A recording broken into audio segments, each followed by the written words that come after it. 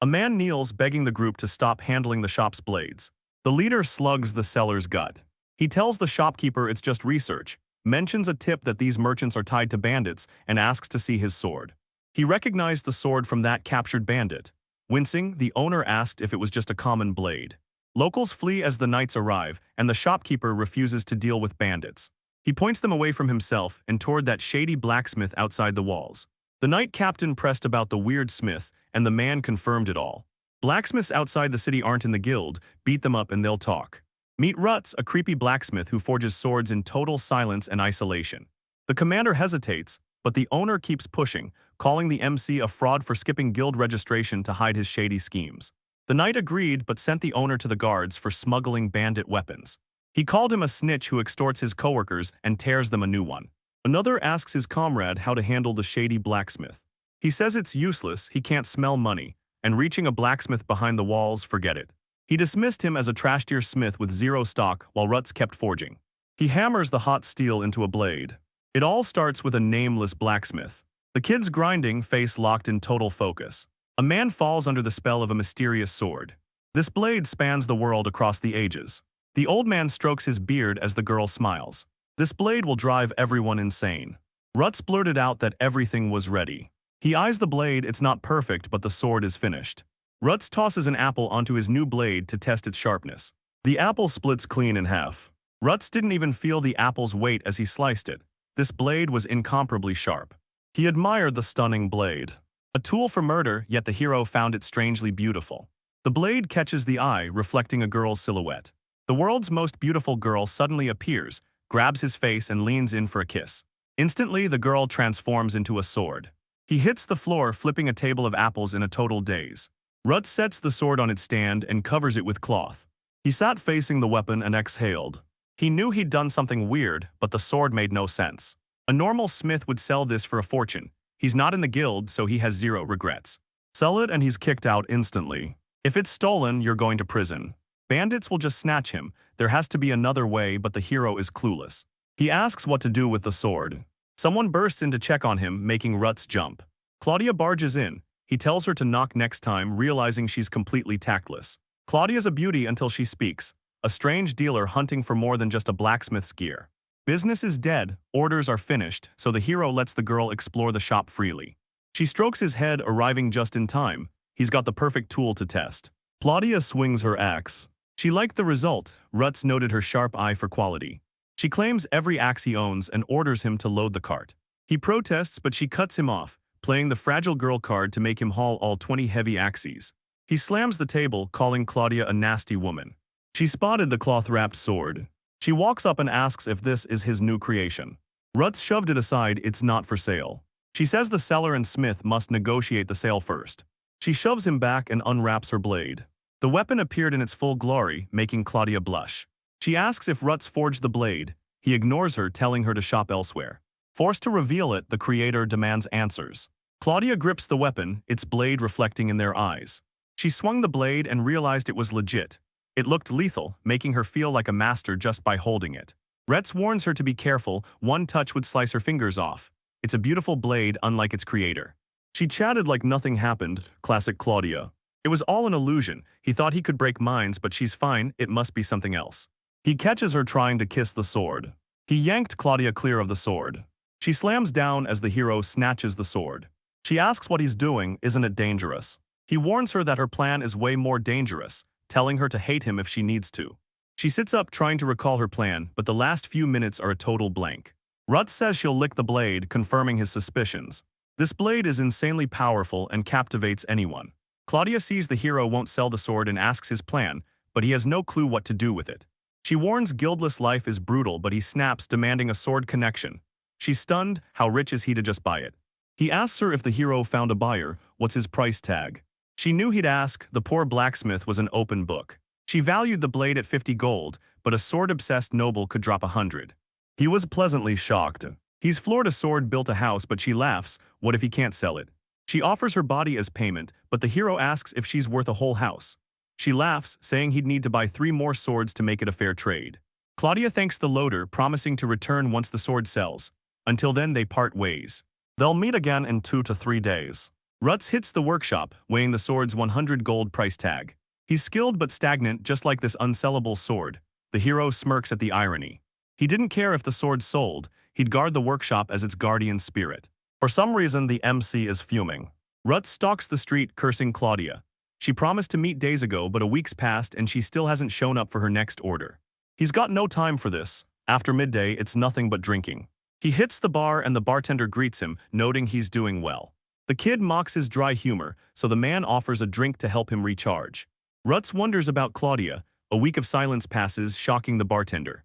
He reports Claudia's in prison, and the guy chokes on his drink. Stunned, he asks again. The bartender heard the rumors too. The Knights were busy hunting street thugs, but Rutz couldn't see Claudia's connection to them. Knights tortured the bandits into snitching on their merchant sponsors, sparking a massive raid that caught Claudia in the crossfire. He's shocked Claudia helped bandits. The bartender calls the Knights glorified thieves, a direct accusation that leaves our hero totally baffled. He has no clue, they only protect paying traders and he's livid it's all for the money. These pathetic Knights bust traders just to extort protection money and line their pockets. The boy jumps up asking what happens to those who can't pay. The man's answer, they become servants. The hero figured Claudia was for sale to a brothel. He's shocked they'd do this for money. The bartender confirms it, everyone's fuming but no one can stop them. The man asked if Rutz was really bailing Claudia out. He asks if he looks rich. The man laughs, if he had a job he wouldn't be drinking since noon. Bound and caged, Claudia rots in a filthy cell crawling with spiders and littered with scraps. She's shocked to be locked in this dump, is being too beautiful a crime. She chugs a drink and complains about the rough Knights, demanding they untie her so she can actually eat. Footsteps, she bolts to her feet. The Knight commander enters her cell. She missed her taxes and they won't feed a deadbeat. She's a beauty and he's starting to notice. He's selling her to a brothel, but first he demands she work. Now the test begins. Claudia mocks their praise. Why are they cornering a simple city girl? If the bosses find out we're dead, he agrees, just don't damage the goods. Scars aren't needed for his kind of fun. He avoids her face, ordering her to be a good girl. She's trapped and no one can hear her. She tries to scream, but he muzzles her. One bite and they'll beat her to death. Rutz bursts into the cell, demanding they stop. Claudio's stunned to see the guy. She cried his name through tears. Furious Knights demand his identity, but the boy simply says he's there to look after her. He's here to bail her out. Bail is 20 gold, impossible for a guy this poor, he's flat broke. Instead, he draws a sword she values at 100 gold. The Knights were stunned he had a sword. They drew their weapons. Rutz warns them don't make him kill. He's not here for trouble, just to trade the sword for Claudia. She's clueless, wasn't this his most prized possession? The Knights laughed, asking if this blade was worth 20 gold. Hero agrees, but Claudia warns him to stay safe. He swings and strikes. He hits the bottle, but nothing happens. The commander realizes he's here to negotiate, but he's stunned when the bottle the guy hits suddenly splits in half. The bottle doesn't even budge as it splits in half. What a clean cut. Rutz pegs the guy as a low-ranking noble's son. If they pass now, this sword is gone forever, and they'll never get another shot. A knight admits it, this blade is the real deal.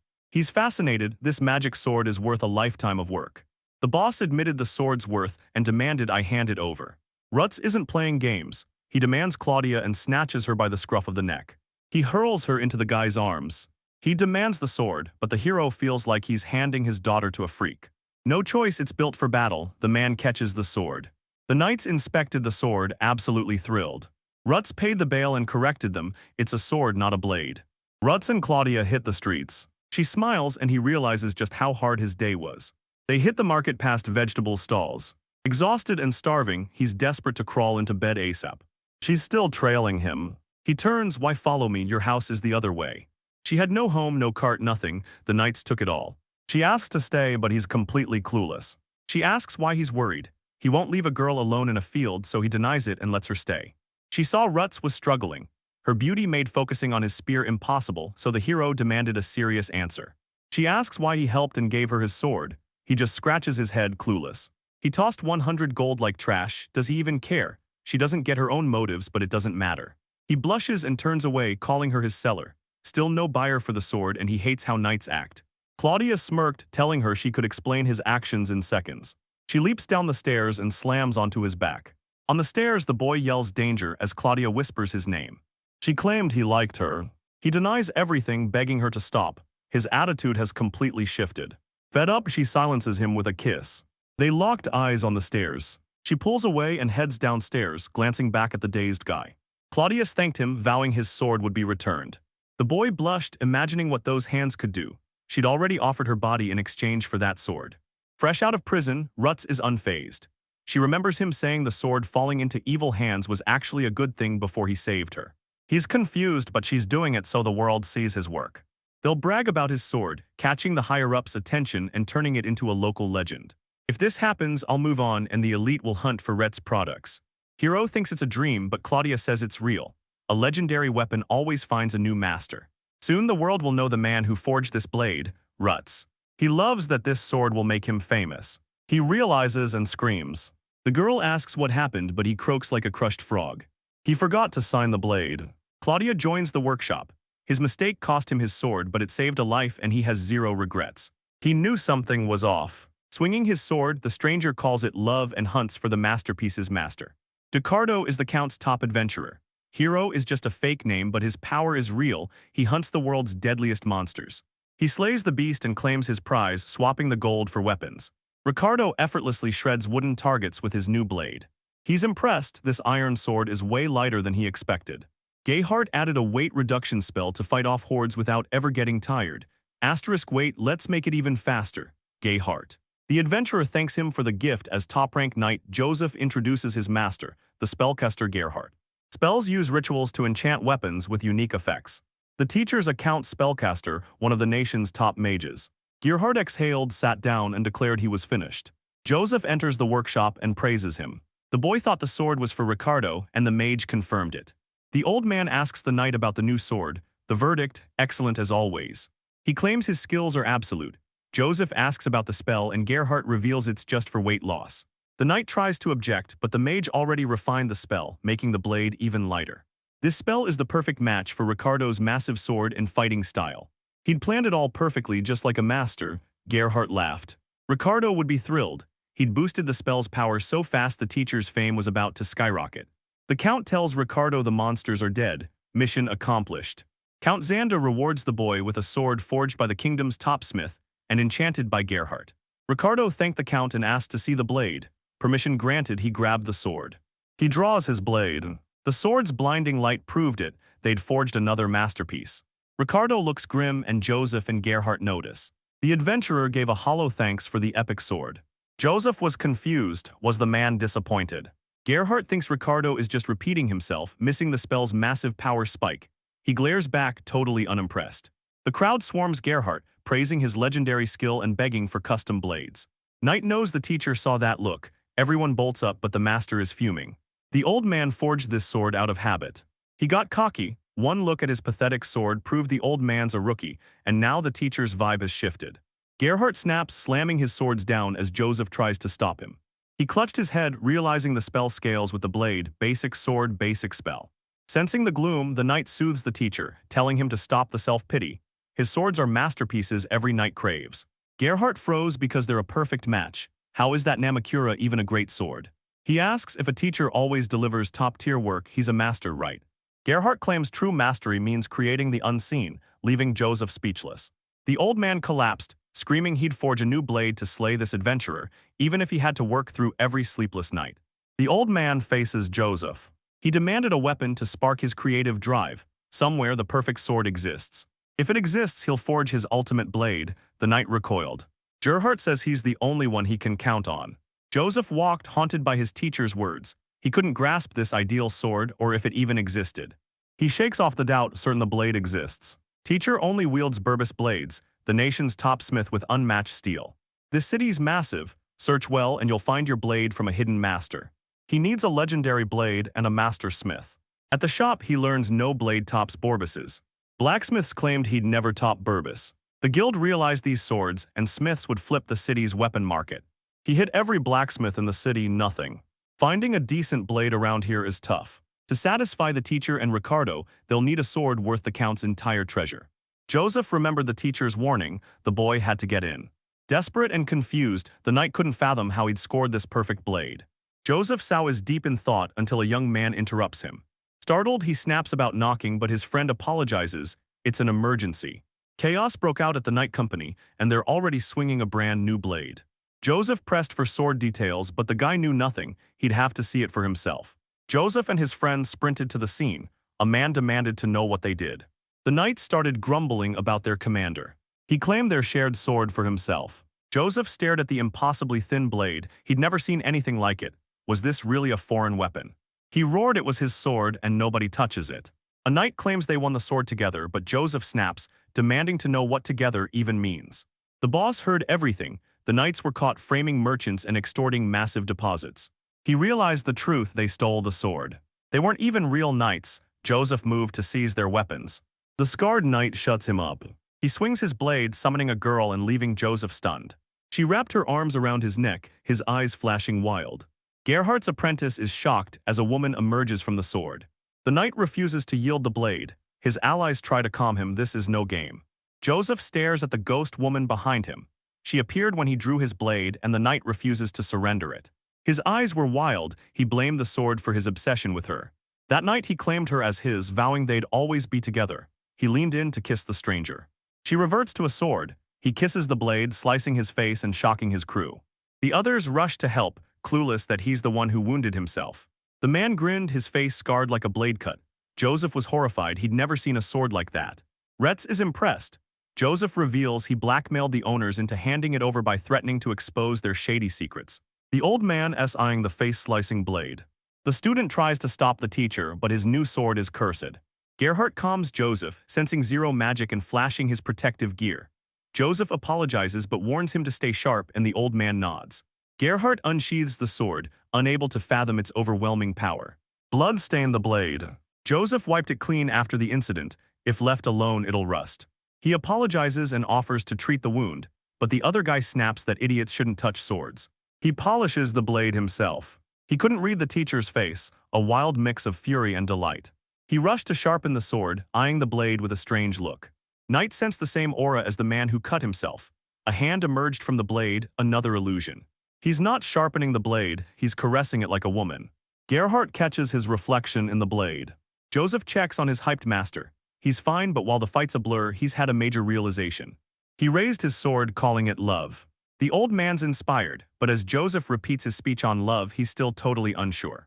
Gerhardt knew he'd created his masterpiece, a feeling only a master knows, beyond the reach of kings and the Holy Father. Joseph's hyped, the teacher's inspired and ready to forge the world's ultimate blade. The apprentice secured the blade. Gerhardt had to start the ritual now. Gerhardt enchants the sword, wishing the owner would hurry back. The boy wants to help, but the master needs total focus. One distraction ruins the blade.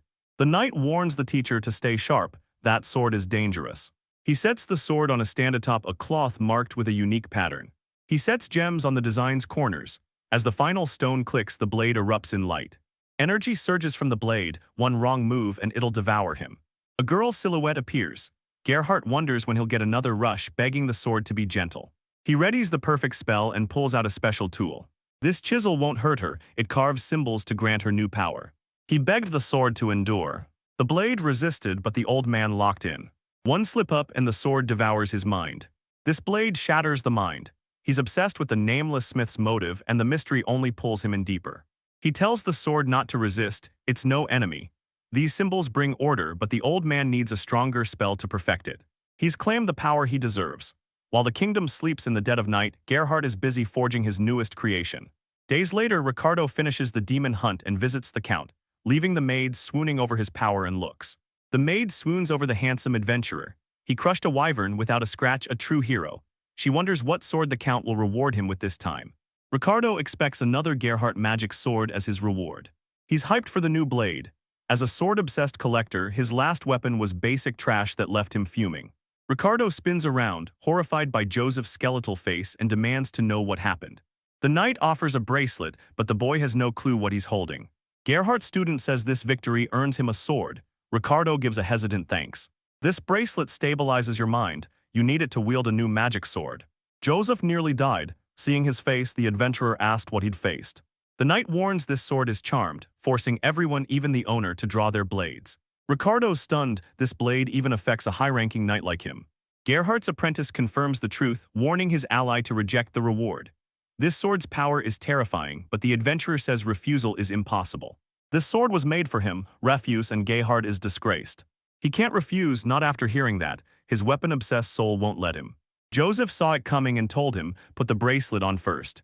Ricardo's sure a demon-slaying legend like him can't be bewitched by a mere magic sword.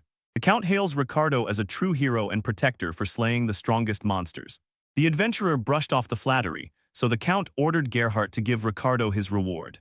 The mage's weird look put him on edge. He couldn't read their expressions. Teasing, provoking, Joseph and Gerhardt were safe, so why stare at that sword? Ricardo thanked the mage but thought it was stupid. Magic or not, a sword is a sword. He wondered if this charm spell could dominate the battlefield. Joseph claims charm is useless in battle. It only works after the enemy is already defeated. The adventurer asks to draw his sword, and the Count gives the nod. He eyed the sword, another disappointment. He's an adult, so gratitude is fine, but this trash sword won't cut it. I open the sword and light floods the room. A mysterious sweet scent fills the air, his bracelet burns hot, and suddenly his entire body is paralyzed. A hand grips his head. The woman from the sword glared back with pure madness. Ricardo realizes she's a woman as a sword appears at his side. Her sword is a perfect match for his. She's actually gonna cut it. She raises her blade to strike, but he doesn't move a muscle. She strikes, snapping his katana clean in half. Ricardo grips his sword and screams, face twisted in terror. He snaps to, scanning the area and gasping for air. The crowd gasps. The Count demands to know why he's screaming. Doesn't he like the reward? He denied it, claiming the sword's beauty made him scream. The Count offered a trade if he wasn't happy with the blade. He doesn't need another sword, only this one. One look confirmed it was a top-tier blade, but Ricardo was clueless. Gerhardt smirks at the adventurer, leaving Ricardo baffled. The Count praises Gerhardt's choice and asks the adventurer to keep protecting their land. Drinking with Joseph, the exorcist laughs, asking if he saw Ricardo's blue face. He's dying to see it. Joseph stunned, Ricardo didn't go for the throat. Gerhardt asks why, but Joseph warns it's a massive mistake. A knock at the workshop door. Gerhardt knew the hero had arrived. Ricardo bursts in, demanding answers. Confused, the man hears the truth. The sword is cursed. Garrett says he wasn't forced. The guy asks about the girl. The mage realized Ricardo saw the ghost girl too. She was coming for his life, but curse or ghost, what's the difference? Gerhardt tells him not to fear as a stunning girl appears. Ricardo's fuming. Is this sword actually that smart? The old man warns this blade is so beautiful, one look drives you insane. He tests a spell for fun, revealing a god-tier magic sword. Ricardo is livid. The mage offers to take the sword back if the boy won't use it, swapping it for a basic blade instead. Ricardo says no. Gerhardt won't abandon a masterpiece. Elite blades belong to elite owners, so this sword belongs to the strongest. Masterpiece finished, a new question rises. The man stands, silences the boys, and tells Ricardo to enjoy the blade. Both follow him as he demands a private meeting. Joseph stunned. Meeting the king is a massive deal, and he has no clue what the teacher is planning. The Count pressed Gerhardt for answers, demanding his time as a pro spellcaster. The master's words stun Ricardo and Joseph, but the king thinks they're just unhappy with their reward. He says working here leveled up his skills, and he owes him everything. The king didn't get it, declaring this magic sword his life's masterpiece and a peak he'd never top. To do better, he asks for time to practice. Shocked by the insult to his skills, the Count turns to Ricardo for his take. He needs time to master the blade and can't take another sword from the king. Seeing the smith and wielder's bond, the Count realizes forcing them is a mistake. Inspired, the man exhales and grants Gerhardt more time. The king demanded a masterpiece if he could create one during practice. The old man agreed, his servant beyond grateful. The king promises the next reward and Ricardo accepts. Free from his duties, he dove headfirst into research. Gerhardt's soul is free, and now he's launching his most absurd experiments.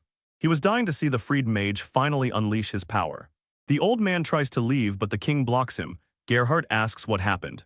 He wants a katana too. He cleared it with ease and demanded a favor, leaving the trio jaw-dropped. Gerhardt's a prideful noble, he said easy, but he's not giving him a simple task. Katanas are rare here. Max tells the old man to keep it simple, he just wants something light. The king lives, vowing he'll be waiting impatiently. He had no clue where to find a katana or even a blacksmith. Is it here or abroad? Rutz clears the dishes. Claudia doubled the food prep, but she also doubled the help. He smiles, glad to finally have an extra pair of hands. Claudia returns with a new job. Hiro says go easy on the door, but she's got news. Knight's prison ordered 5 daggers for 80 silver. Rutz is stunned, she was just there for a normal shift. Claudia demands he thank her. The merchant braved this hellhole just for his partner. He's grateful but calls her reckless. She tells him to chill and drops some intel. The knights who stole the katana fought over it until their boss seized it. She wonders who has it now, maybe some noble's sheath. He wants his blade back, but he's got bigger priorities. Lowering his blade lets him see Claudia's radiant smile every day. The sad sword was breaking ruts. Now he'll protect this life with Claudia. Dealers A through D had 0 katanas. Some didn't even know they existed. Earhart claims the katana had a previous owner. Obvious, Joseph says no. The man screams insults at the student, begging for calm as Gerhardt demands the katana's blacksmith, their loud shouting shocking every passerby. Rutz tells Claudia everything's ready, revealing 5 daggers he just forged. Claudia confirms the 80 silver payout. A shocked Rutz double-checks the price. 80 silver, she's outraged, this thing is worth 5 gold. Claudia pushed for a better price since the merchant loved the quality, but Rutz stood firm. The deal was final. True smithing means hitting quality targets within the budget. Profits don't matter. She calls Rutz to confirm the dagger sale. She asks why Rutz tagged along when she had it handled. He says a swordsman makes negotiations easier. They'd already framed an innocent woman, so Rutz refused to let her go solo. She teased he cared too much. Claudia fears recognition. He demands silence to avoid being heard while she pushes to sell the loot and vanish. They storm the tavern, the girl shouting that the orders arrived. The men were hyped for drinks and cards, but she stopped them to show the goods first.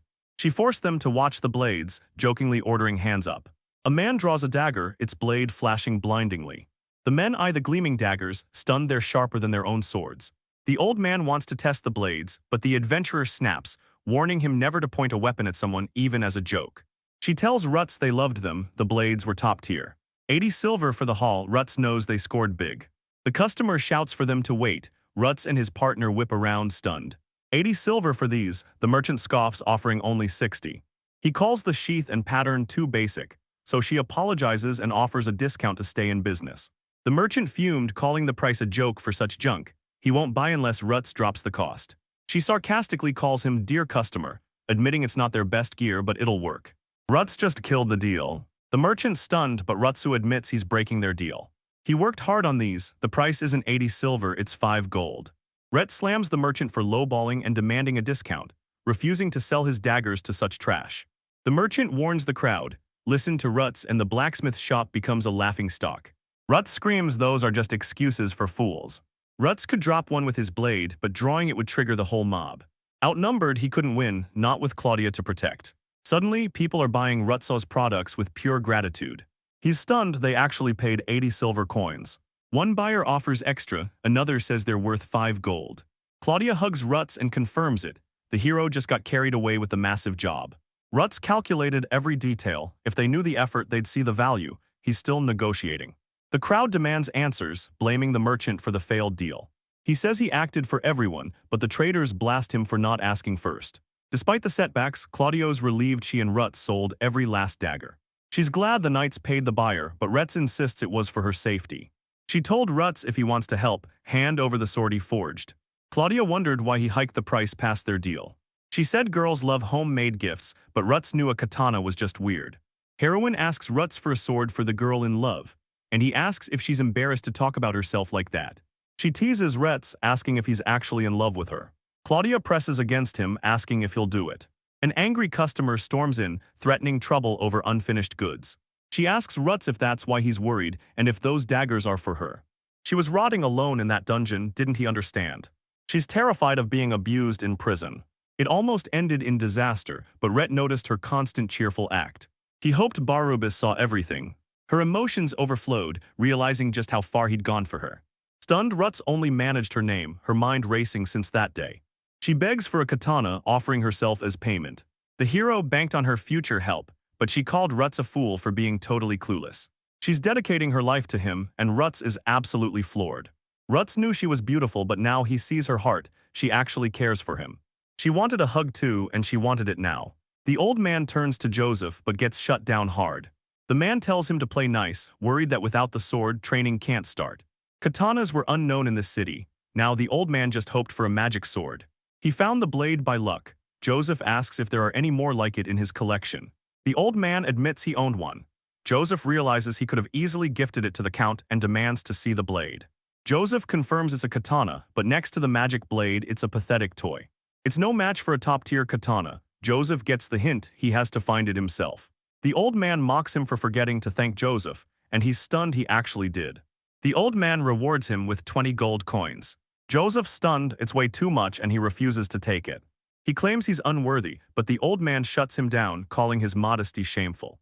The old man asks what happens if he just says, "I want," reminding Joseph he could have a wife. Find the blacksmith for 10 gold, plus a massive bonus for a business deal. The old man questions how Joseph will support his son and start a family. He introduces his family and realizes his dream needs cash. At the prison, Joseph hunts for clues where she first appeared. Joseph felt cheated, but he'd do it all for his family. Knight eyed the guards, realizing their rumored stupidity was perfect for his family's future. He stared at the strange dagger, unable to identify its true nature. Another warrior bursts in, demanding the dagger and claiming he bought it fair and square. This wasn't some third-rate junk. The warrior saw a true, worthy weapon. He admired the glittering dagger, wishing its master would forge him a katana. Joseph asks about the katana. The man reveals it was commissioned for the girl they just arrested. He mentions a guy with a 20-year-old girl, the manufacturer. His goal is finally in reach. He pictures his family, knowing his mission is almost complete. He sees the man demanding the couple's names, especially the girl's, but the panicked warrior screamed he knew nothing. The warrior mumbles, straining for the name as Joseph desperately orders him to remember. The old man guessed Clarice and Joseph confirmed it, the same tradeswoman he'd mentioned. He hit every merchant in town. He didn't find her, but he scored her name. Clarice is a ghost in this country, and the old man warns those drunk guards can't be trusted. The warriors pushed for another search, certain they'd find her, but the old man shut them down. He'd seen enough. He's taking over the investigation and heading beyond the walls. Joseph says nobles live inside while bandits rot outside, baffled why a swordmaster would choose this dump. Apprentices study for years to earn orders. If Joseph joins, he starts from zero. The man claims Rut's blade is a masterwork from an outsider, but Joseph doubts anyone outside the walls has the gear to forge it. The warrior warns Joseph, the world is massive and his narrow view wastes his talent. The kid wants to scout outside, but the old man shuts him down to spare the blacksmith's pride. Joseph volunteers for guard duty instead. The warrior snapped, demanding why someone like him needed protection. Joseph apologized, admitting he was too focused on those devoted to the sword. The man hands Joseph the cash, warning him to stay safe and protect his family. Later, the old man heads past the walls, told there's no set destination. He hit the bars, grilling merchants for info. The warrior realized finding his target wouldn't be easy. He needs a lead fast. How many more days will this take? Tracking targets in unknown lands wasn't his style, and things often got messy. He widened his search to find that blacksmith. Final choice, the smith needed tools for the search. The old man recalled rumors about this place. Wait, the old man assumed, is the subjects. A lumberjack village. The warrior realizes that means a blacksmith is nearby to fix axes. 2 women at the well and one's playing dumb. A woman stops the warrior, asking if the girl with that man is Claudia.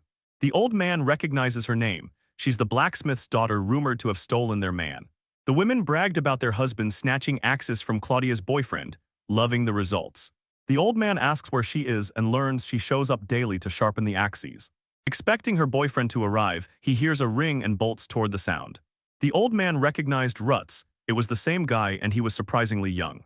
Perfect rhythm, zero hesitation. Only a master makes a sound like that. The old man knew the rats were his target, but he's got zero proof. Claudia bursts in, shouting that the old man's sword looks like a short dagger. Grinning, she flashes her shining dagger at the lumberjacks, bragging it's a gift from her boyfriend. She says one look explains everything. Her husband wasn't just sharpening axes, he was a master blacksmith. One look at that glowing blade and he knew this was its creator.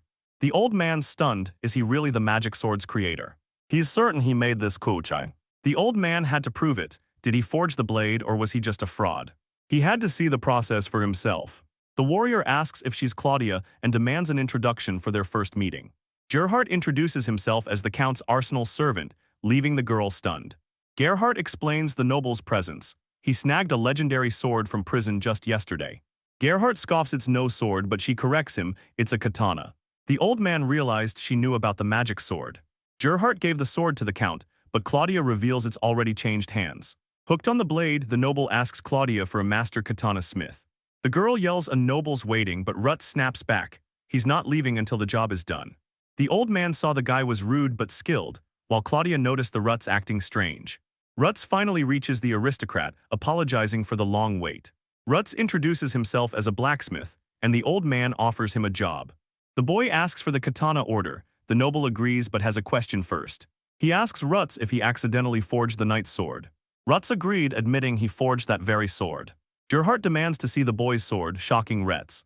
Rutz asked if Gerhardt was really forging the blade. The hero showed him the blade, warning it was low-quality junk. Rutz knew the sword alone wouldn't convince the old man of his skills. Masters need a backup blade. The old man doubted the smith didn't have a favorite. Gerhardt figured Roots was just flipping quality blades bought elsewhere. Was this guy a total fraud? Claudia presents the sword, a masterpiece by Master Rutz. The old man urges calm, but Claudia's fixated on the lethal beauty of a blade built for murder. She sensed a contradiction. The blade held a hidden kindness. Claudia claims Rutz forged the blade out of love, but the others doubt it's even his work. The old man checks the hilt, searching for the master's mark. Claudia offers to look, but Rutz suddenly shouts for them to wait. Rutz tells her not to look, but Claudia asks if he forgot to sign the sword again. Hero says the letters are set. Claudia demands proof it's his work. Rutz panics over the unready sword, but Gerhardt reassures him he knows his blades. Seeing the kids hype, Gerhardt figures he's the creator. He spots an inscription on the hilt and leans in for a look. He knew it wasn't the blacksmith, someone else did this. The old man mocks her about the love note, leaving her totally mortified. She laughs, asking what it means. Hiding his face, Rutz groans that's why he didn't want to show her, even though he thinks it's a. Claudia shouts about Rutz's love, but he begs her to hide the sign as the old man chuckles. The old man finds a love letter in the hilt, proving Rutz wasn't lying. Only the creator could have hidden it. Rutz apologizes for the mix-up, and with the air cleared, the old man makes his request. He's busy sharpening axes, telling the men to visit his workshop later. Asked if the count's work mattered more, Ruther refused to break his word and lose authority. First, he'll sharpen the axes as promised.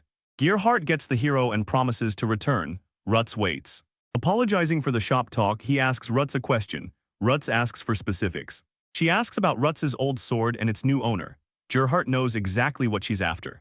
He insisted they talk first, certain the new owner would ask the same thing. Rutz was stunned. Ricardo owns the sword. He's the country's bravest man and its rightful master. Gerhardt asks if Rutz is okay, noting swords don't make cowards great. Rutz replies that a creator's blessing is a strong warrior wielding their steel. He claims the sword is now even better than Rutz's original, all thanks to his new spell. He warns the swords turn demonic, cursing everyone nearby to death. Gerhardt doubted Ricardo even knew how to handle that sword. Rutz feared he'd done something terrible, but the man shrugged it off. They were just swordsmiths after all. Gerhardt told him to be proud as everyone cheered for Rutz's masterpiece. The Count wants a sword too, they ask Rutz for his take. Asked to forge the Count's finest blade, Rutz gladly accepts. Pleased with the answer, he offers to enchant the finished blade and asks Rutz for a look. Gerhardt notes some hate their work touched. Rutz counters, a sword is made for the swordsman. Rutz trims handles for better control, because handling is life or death.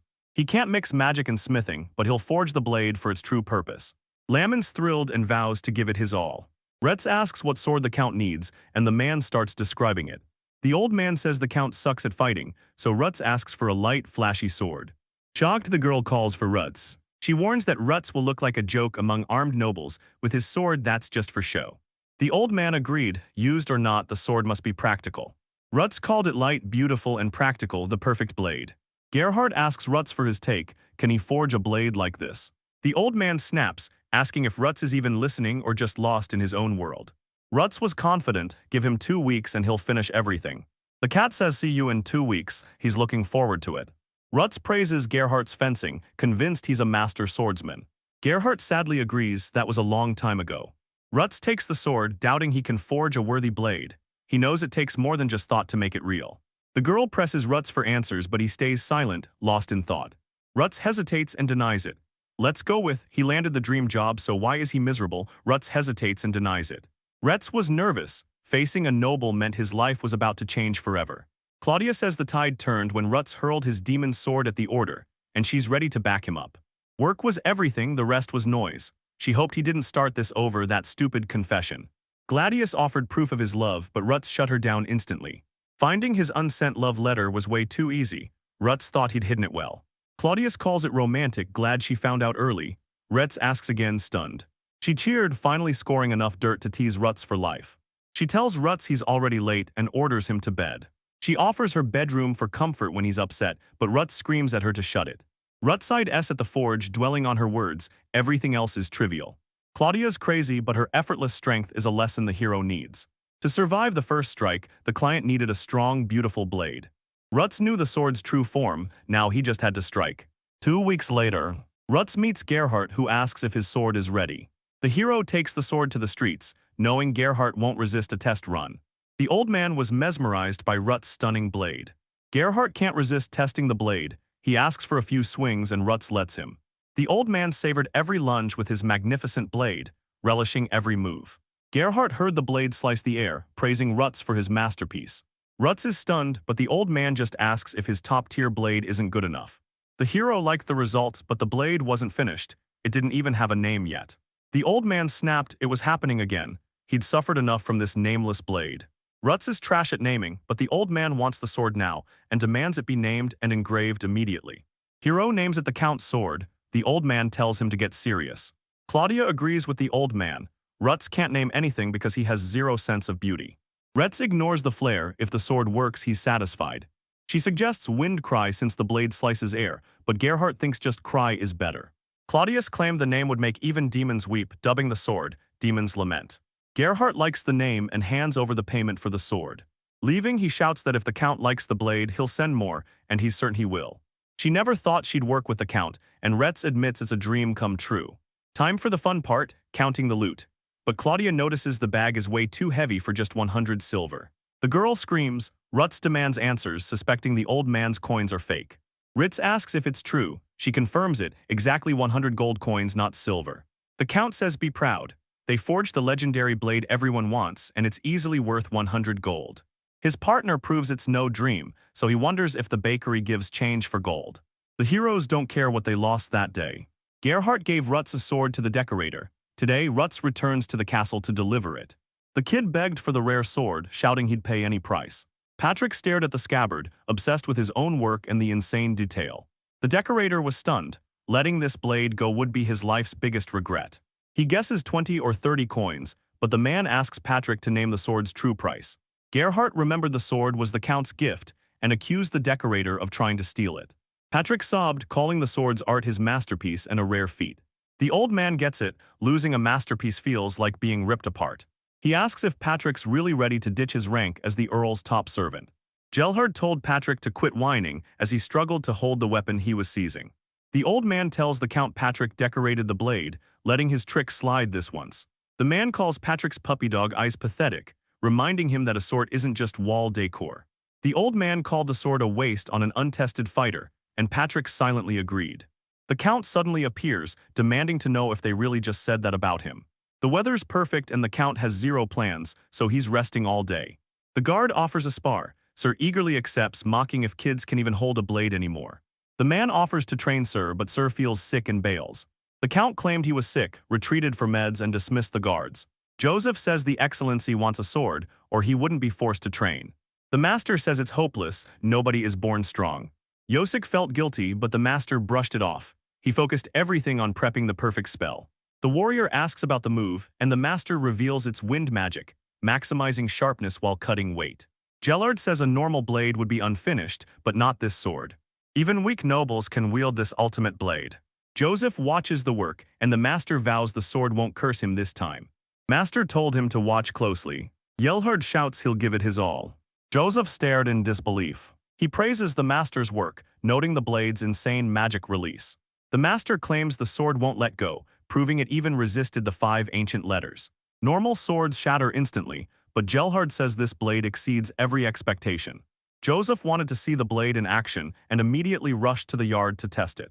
These blades pierce the wind. Master care to try a few thrusts. Confused, the hero wondered, shouldn't the sword make a sound? Master says the sound S in the swing specifically, how the wind cuts it. Gerhardt mocked the kid, laughing at his pathetic sword skills. The boy begged for another shot, but the man wouldn't let sweat ruin the gift.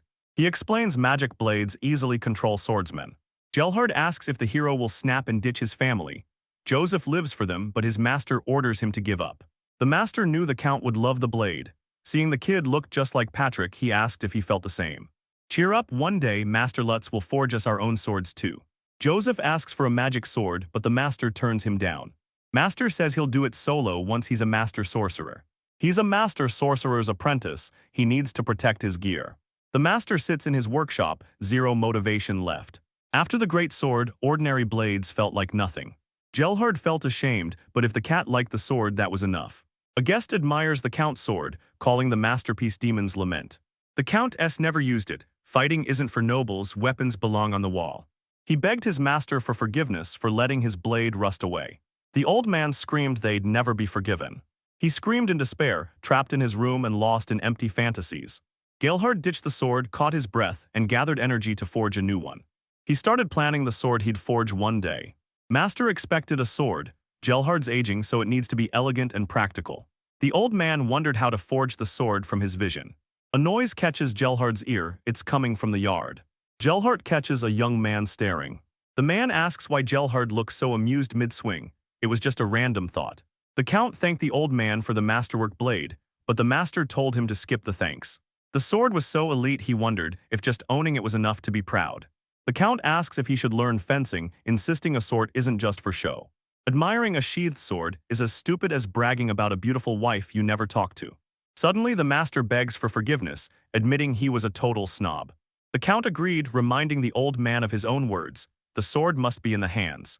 The count must master the sword's secrets to truly own it. The blade's pompous ring praised his swing. Gerhard calls it one perspective, but the ultimate learning tool. The count asks for advice, and Gerhard tells him to use a two-handed grip. He's stunned a blade can change a man, but Gerhard knows the ruts made it elite. Rutz's sudden laugh caught Gerhard off guard, instantly killing his anxiety.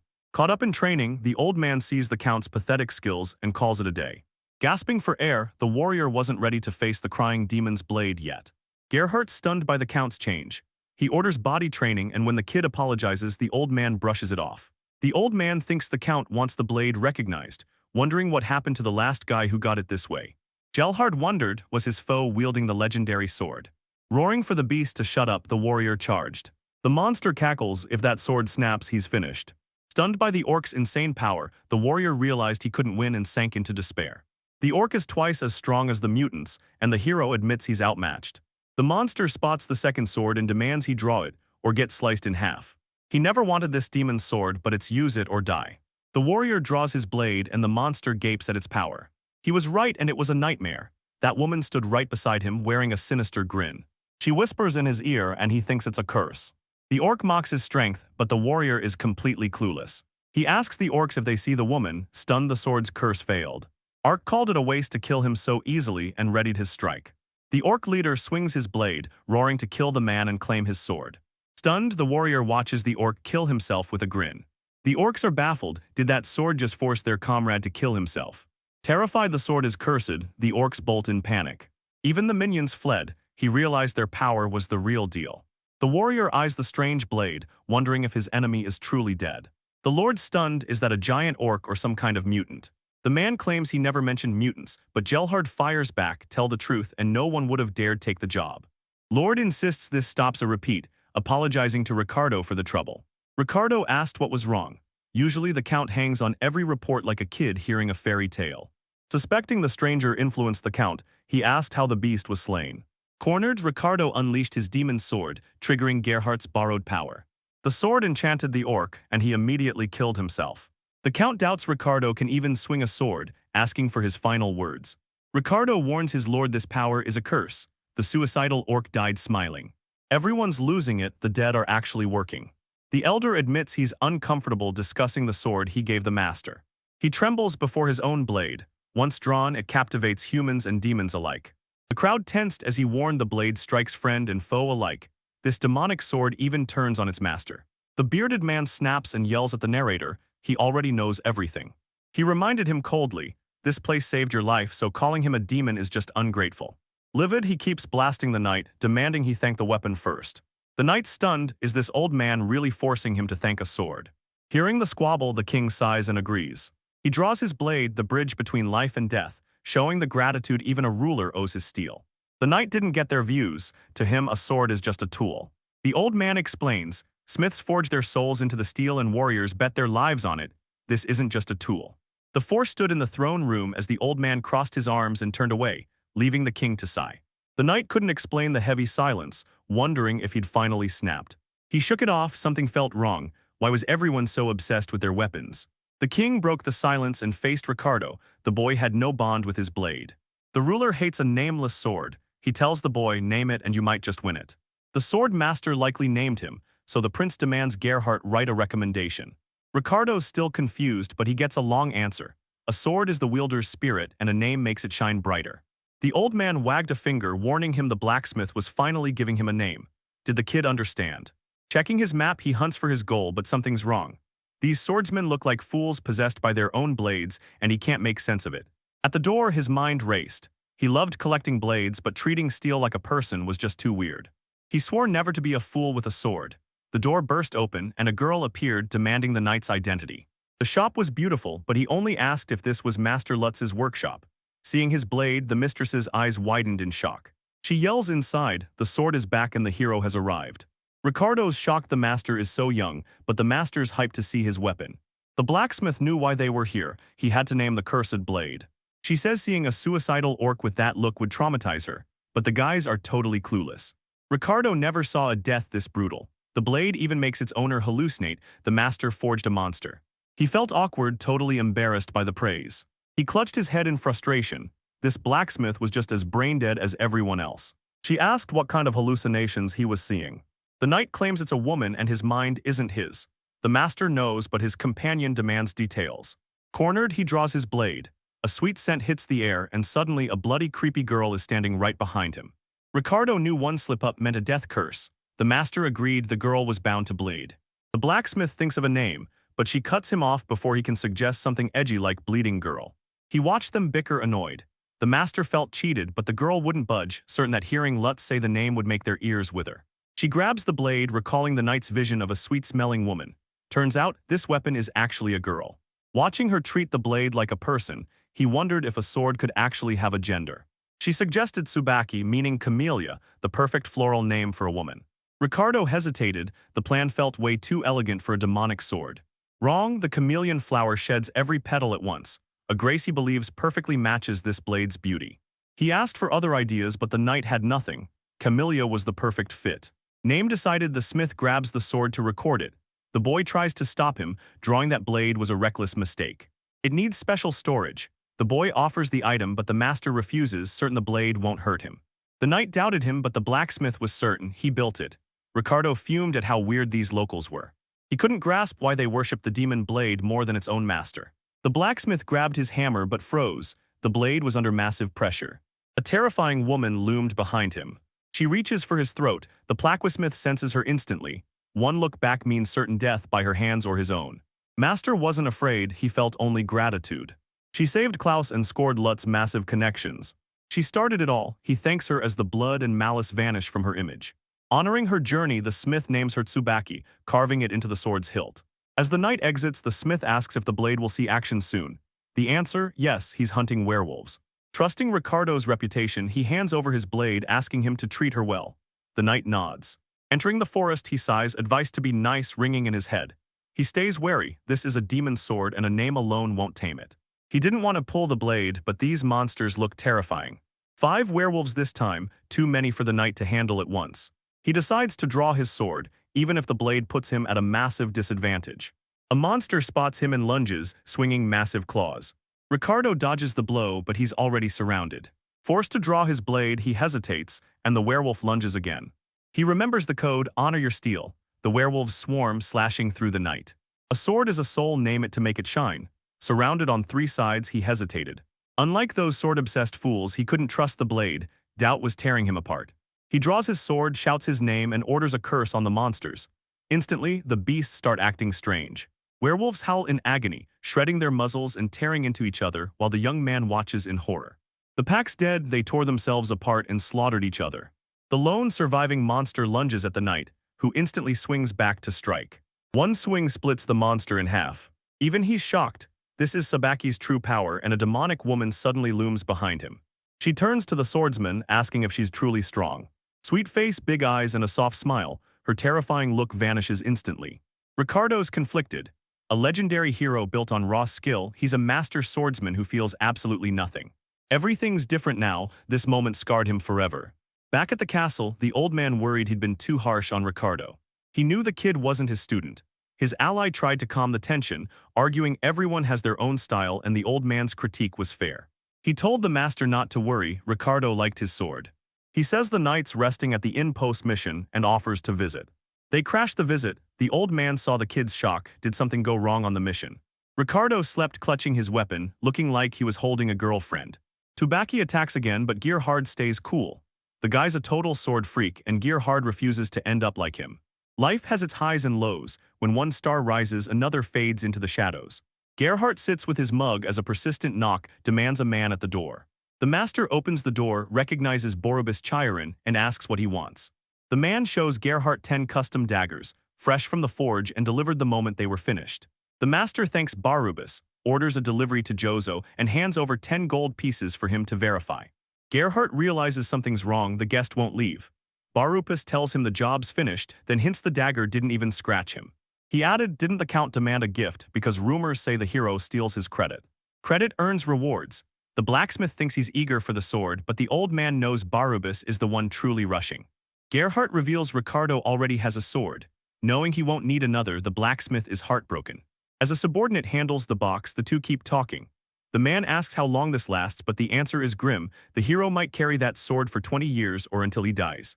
Orders were vanishing and things looked grim, but he still believed his blades were essential.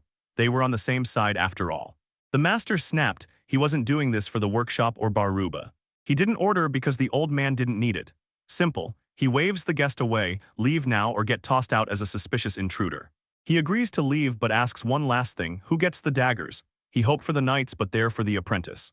The blacksmith fumed, didn't he get it? Lose control of your magic and the weapon shatters, that's the whole point of the training. Borubis left fuming. He poured his soul into those daggers, but Gerhardt wouldn't care if they shattered. The knight feared the blacksmith would be furious about the apprentice news. He wasn't looking down on him, he just needed training swords only this smith could forge. He popped the lid and both were stunned. Stunning silver daggers inlaid with gems. They look exactly like Patrick's work. 1 gold coin for this job, the knight and the old man weren't buying it. Gerhardt turns 3 gold into 10. This blacksmith just made a massive mistake. Forget the profit, he had to please the count for the next job. The base dagger was top tier, time to give the master some props. Gerhardt tossed the blade in disgust. To him, weapons were trash. He asks the knight if he remembers owning the demon's chrysword, since he loved swinging it. The old man expected the same feeling, but every blade felt different. He believed a real weapon must spark bloodlust, and the master's dark intensity left the kid rattled. He asks Gerhardt where to find Lord Borubis, since they're old friends. The old man hates the question, but the knight isn't being nosy, he just suspects a secret bond between them. He could tell them, but his shame stopped him. The kid grinned, hooked and demanding the full story. Confused, the master rubbed his eyes, he was trapped. He asked Joe what a legendary sword meant, but the kid was clueless. After explaining, the knight called it a blade passed through generations. Sounds romantic. Gerhardt lives by the sword, so he should worship this legendary blade. He recounts his adventuring days from 40 years ago.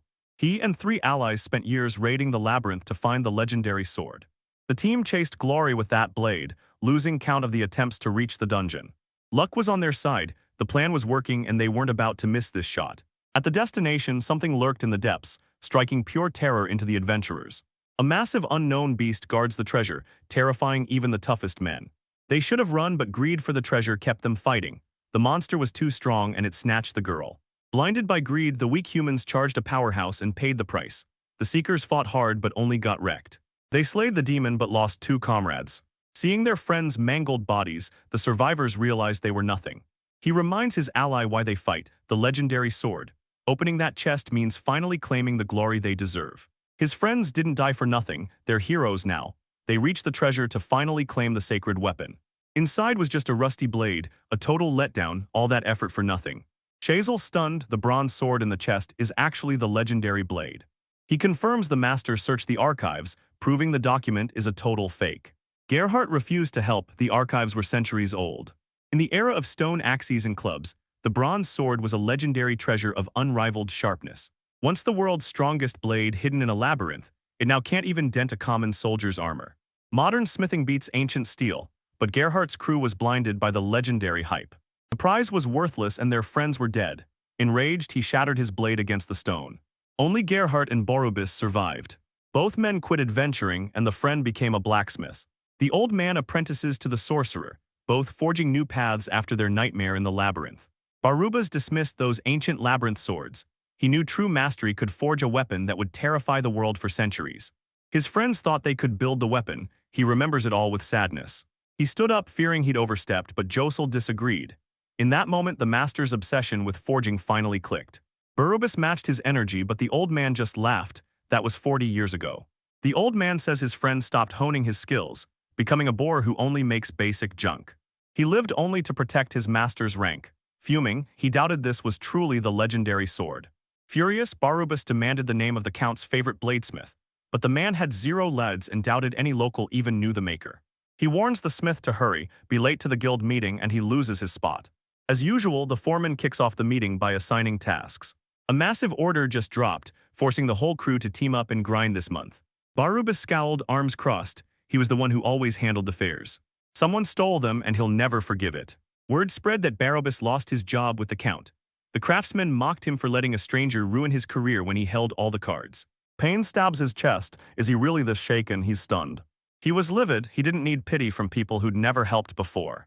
The blacksmith shivers and sweats. Another master questions his weird reaction, but he insists everything's fine. Barubus visits Patrick, gets a warm welcome, and immediately grills the shopkeeper about the sword he gifted him. The kid danced through the workshop, hyped by the perfect work. Thrilled to sew for the beauty, he refused to lie, but the blacksmith seethed at his dodging, demanding answers over weird dances. Barubus demands the blacksmith's name and sword markings, but Patrick shuts him down, citing privacy. Coins spill, but he's not satisfied. He demands a talk between masters, and this bribe isn't nearly enough. He toyed with a coin, noting the guest's hype. They wanted to talk, but he couldn't care less. He finally spills. The sword is crying demon forged by the blacksmith Lutz. Barubus never heard of anyone like that in the guild, but Patrick hints they'd be living behind the wall. He was stunned. A simple blacksmith behind the wall? Nonsense. How could non-guild outcasts forge weapons this good? Patrick blames the guild, then grills Barubus on their purpose. The sudden shift leaves him stunned. The blacksmith explains guilds stabilize material sales and train smiths, and Barubus no exception. He agreed but doubted the last point. The man laughed. Isn't training and protecting new masters the top priority? Counting his coins, he realizes the system doesn't protect the artisans, it protects the masters. Master slots are capped, making every rising star a threat. Barubus is starting to sweat. Patrick recalled the master who couldn't handle him, sending him to train while the old man vanished into the dark for years. The blacksmith laughed, finding it hilarious that the guild kicked out a talented apprentice like Lutz. He didn't buy Barubus's act. The master teased secret techniques but refused to teach, paranoid that a single leak would destroy his workshop. Patrick gets in the master's face, doubling down on training artisans. Is that the guild's true purpose? He's right. Barubus's hypocrisy makes the kid doubt the guild's purpose, so he grills him on his workshop's trash reputation. The blacksmith shuts his eyes as the boy delivers the cold truth. Without apprentices, his legacy is dead. Rumors branded the shop an artisan's graveyard, leaving the master fuming with restless irritation. Chest pain flares, but he calls it a lie, focused only on feeding his apprentices. Pain surged as he trembled. He dedicated everything to his students, providing top pay and elite training to forge the next masters. Patrick's stunned, but he pivots fast, dismissing it all as just rumors. He turned from the guest, wishing him more than just success. He promised him total greatness. Barubus trembles, hunting for the leak. The name Graveyard of Craftsmen haunts him, turning his 40-year legacy into a tomb. He wasn't taking this lying down and called Wilson. He answered the call instantly. As the top apprentice, he's tasked with forging his ultimate blade. He pressed for the blade's target, but the teacher shut him down. It wasn't for sale. Barubus turns this into a promotion test while the other workers listen in. He got the message, promised his ultimate blow, and bolted. The other students gaped. All restrictions were gone. They debated Wilson's fate. Time was running out, and with a successor chosen, the group feared they'd be trapped forever. Barubus poured 40 years of sword mastery into his students, hoping they'd prove his life's work wasn't a waste. Wilson grinds while his coworkers wonder if the master and apprentice will even accept the job, fearing he'll overcomplicate things and lose. Days later, Wilson finishes and rushes to show the teacher his maxed-out tech. The blacksmith admired the blade, leaving his nervous apprentice guessing. The master's face stayed unreadable as he shut his eyes tight. Barubus drops to his knees, blade still high as the boy panics, fearing something's wrong. He looked up, grinning through tears. The boy checked on his teacher, asking if the work was good. The master praised the apprentice's perfect work, but something felt off about the sword. Useless, it's just a generic upgraded copy of an iron rod, and the student is stunned. Barubus realized his workshop's nickname was Dead On. He was just churning out mindless mass producers. He begged his apprentice for forgiveness, vowing to teach them everything. Wilson was totally lost. To become a master, he must retest his sword's strength and present it at the next meeting. With the Earl's seal, Wilson becomes the new workshop master. The blacksmith cheers him on and Wilson's hyped for the sudden promotion. The apprentices cheered the news. Barubus knew he wasn't master material, he just wanted to improve and forge better swords. As master, he only cared about his rank, constantly screaming at his subordinates. He took a deep breath. No longer a master, he felt truly free, but what's next? He didn't just want to swing a sword, he wanted to surpass his true self. At the tavern, Gerhardt senses trouble, but Borubus just needs an intro to Lutz the blacksmith. Gerhardt stunned his friend ditched the master title so easily. His comrade admits he was too stubborn to quit sooner. Sipping his mug, the man claims he's not retired. The old man laughs. Bad news for the apprentice. He knew his friend called because of the trouble. Borubus repeated his demand to see Lutz, leaving the man completely stunned. The boy's face flashed in his mind. Had the blacksmith already sold him out to the guild? The master insisted the guild wasn't the reason, he only cared about the meeting. He needed to learn smithing from him, but his friend was totally clueless. He couldn't believe the nerve, his comrade quits, yet the master expects him to just hand over new skills. Borubus punched his chest, ready to trade his skills. Maybe this would catch the young man's interest. Gerhardt hated bowing to a kid, but the master didn't care about the age gap. The blacksmith's having a blast. Masters by 20, the old man loved the apprentice's fire, his friend clearly came prepared. The old man agrees to recruit the kid, the master's counting on him. The men visit a beaming Lutz, stunned by their technical exchange offer.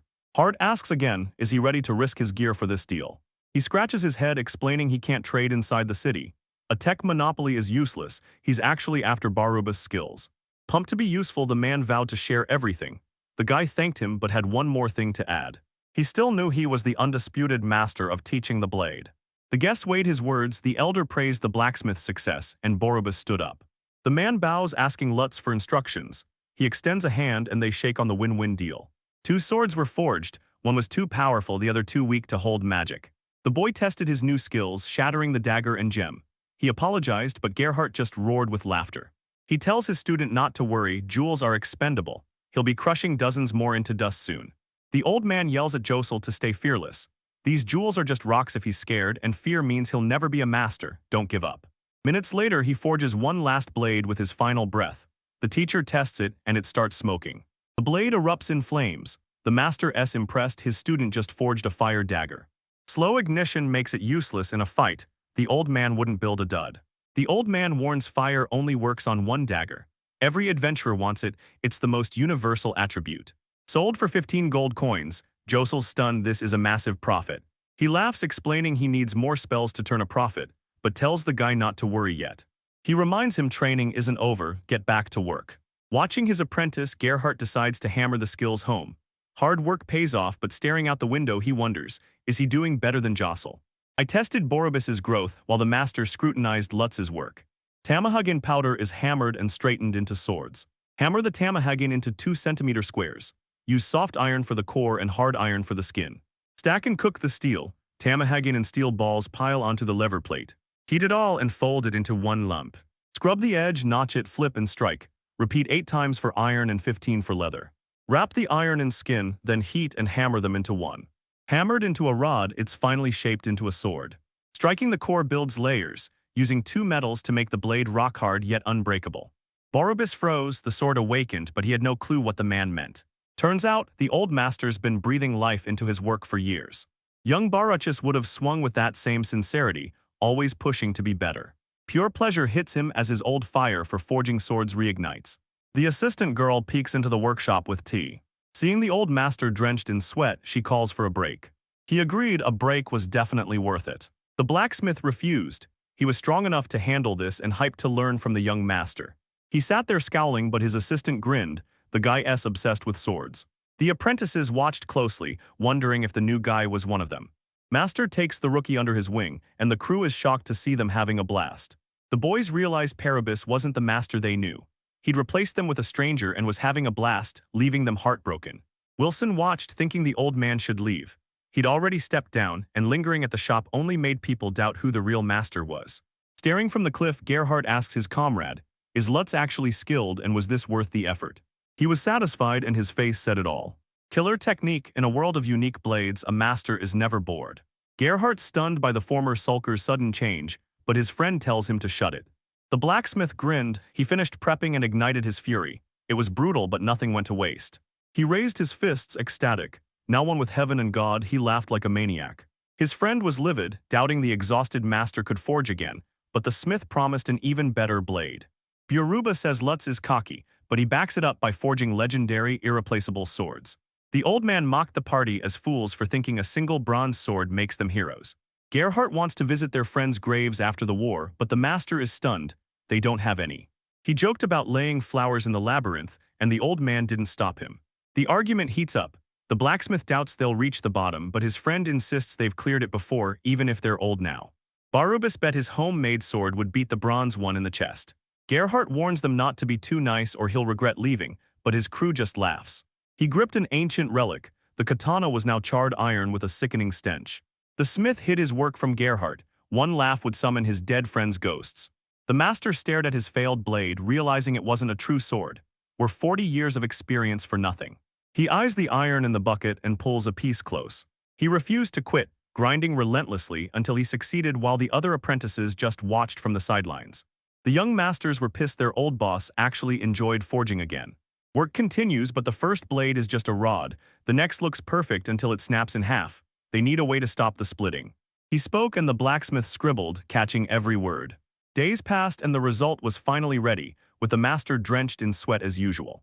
The katana looked solid, beginner work, but it'll slay goblins, he's satisfied. The blade's reflection sparks a memory of his first forge. His master's pride made it feel legendary, and now he's driven to craft his own masterpiece. Parubas joked about filling every box with katanas, still way better than bronze swords. He kept quiet. Gert's a veteran smith who's used that staff for decades. He can forge a katana just fine. He's exhausted, but the master ignores it and dives straight into the fifth. Iron rings out again. The old master is back at work in the workshop. After more grinding, he finally hears the iron breathe.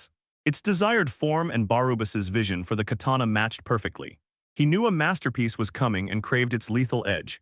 In total peace, he finally found happiness until the blacksmith suddenly started coughing up blood. Amazed by the process, his heart hammers against his chest as his blood surges. The blacksmith promised Gerhardt their goal was close. Boruba would forge it himself. The legend failed. He readied one last strike, but his body gave out. He collapsed, ending his journey forever. Friends and apprentices gathered to see the master off. Whispers reached the old man. The blacksmith died at his forge, found by an apprentice this morning. The girl honors Borubas with flowers. He rests in peace, a blacksmith until the end despite his parents' wishes. Flowers drift for the smith who died forging a blade. The assistant prays as Gerhardt and Lutz watch the river. He's handed a long bundle, catching him off guard. The old man saw Arborabasa with a katana, but the fool never finished the blade. He was too obsessed to stop. The man asks the smith to finish the weapon. Shocked he's been chosen over his master, the smith agrees.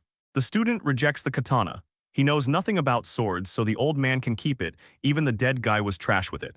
The old smith was desperate to finish, but he failed, and it was his own fault. Take the package, Gerhardt. I trusted the master, and everything that happened was just the price of his life as a smith. He stepped up to finish the job. This was his life's work.